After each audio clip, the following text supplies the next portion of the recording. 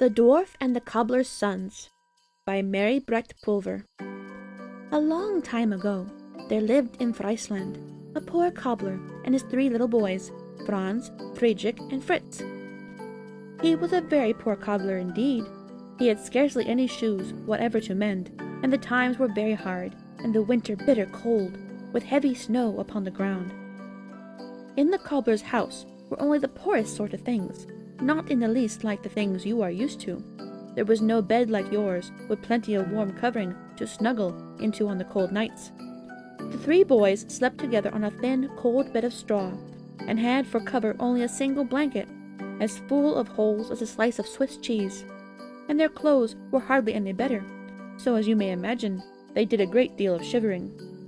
As for food, the best the poor cobbler could manage that winter were lumps of boiled cornmeal, a delicacy I am sure you would never care for.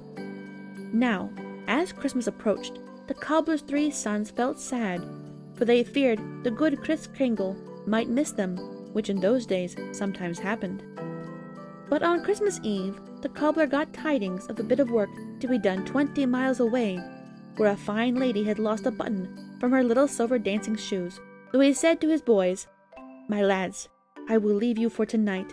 Tomorrow is the Christ child's birthday, and perhaps if I hasten to this lady's house and repair her shoe, I may yet have a farden or 2 to buy a bit of good food with.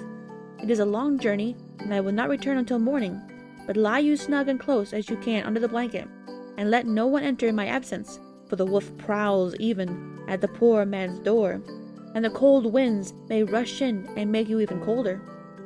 And the little lads promised. So the cobbler gave to each a lump of cornmeal, the last the poor man had, and wrapping himself in his thin cloak, for all the world like another slice of Swiss cheese, and was gone.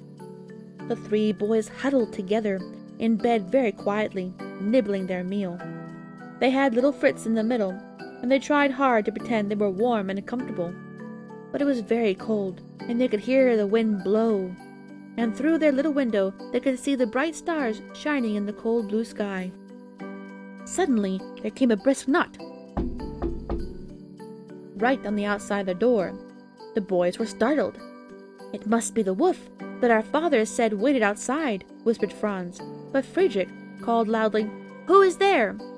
Ah me, cried a pitiful voice. "I am so cold, and I am so hungry. Pray let me come in." "It is the wind," said little Franz. No, said Friedrich. "It must be someone in distress. Who are you?" he called.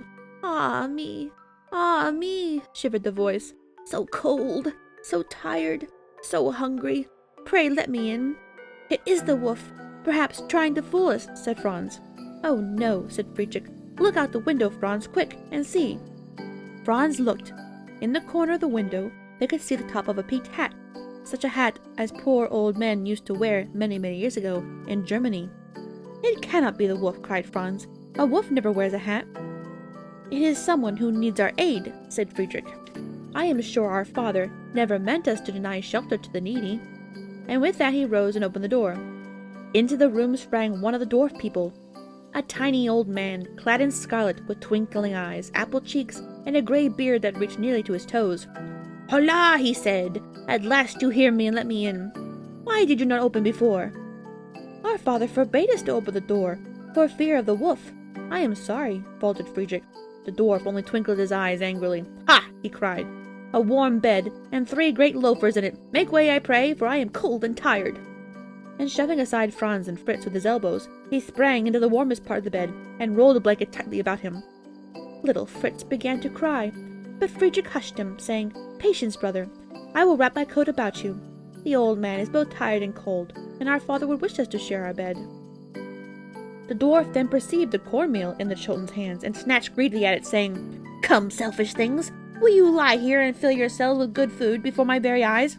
Haven't I said that I am hungry?" He made as if to take Fritz's cornmeal, so that the little boy wept again, whereupon Friedrich offered his. "He is but a baby, the little one, and knows no better," he apologized. "Pray have mine. Our father would not have us let a guest go hungry."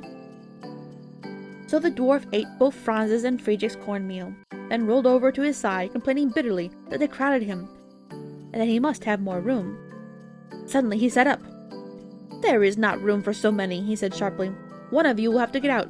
You, Friedrich, are the eldest. You shall go first. The others may take turns. Go you to yonder corner and stand upon your head." Now, Friedrich thought this a strange request indeed.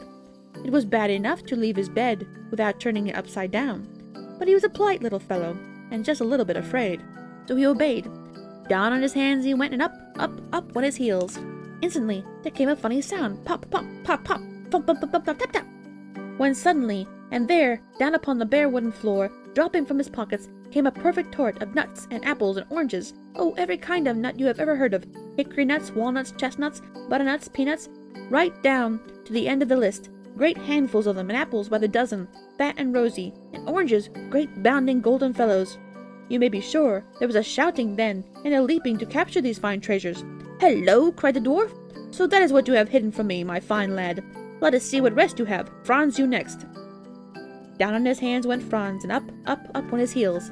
Sure enough, his pockets too seemed to be filled, for with a rat-tat-tat down on the floor came a stream of bright candies. Oh my, I cannot tell you all the kinds. Think of every kind you like, of every kind you know. There were chocolates bursting with cream, mints and marshmallows, great lumps of taffy and fudge, lime drops and gum drops, and oh! But what is the use? There was enough for a whole confectioner's shop. Now you may be sure the brothers laughed and shouted louder than ever as they gathered up the goodies. "Small Fritz next!" shouted the dwarf, who seemed angry with Franz for hiding such goodies. They had to help Franz because he was so small. Down on his hands he went, and up they turned his little heels. You'll hardly believe what happened then. Dear me, if you and I could have such luck. For out of Fritz's pockets, clip-clop, clip-clop, sharp on the floor they fell, money, beautiful gold coins, enough for firewood and blankets and new shoes and coats, and a fine roast Christmas goose. Suddenly Friedrich remembered his manners, for he knew now that the dwarf had come in with kind intentions, that he had tested their charity and found it true. "Oh, sir, we thank you," he began, then stopped. As well he might, for the dwarf was gone.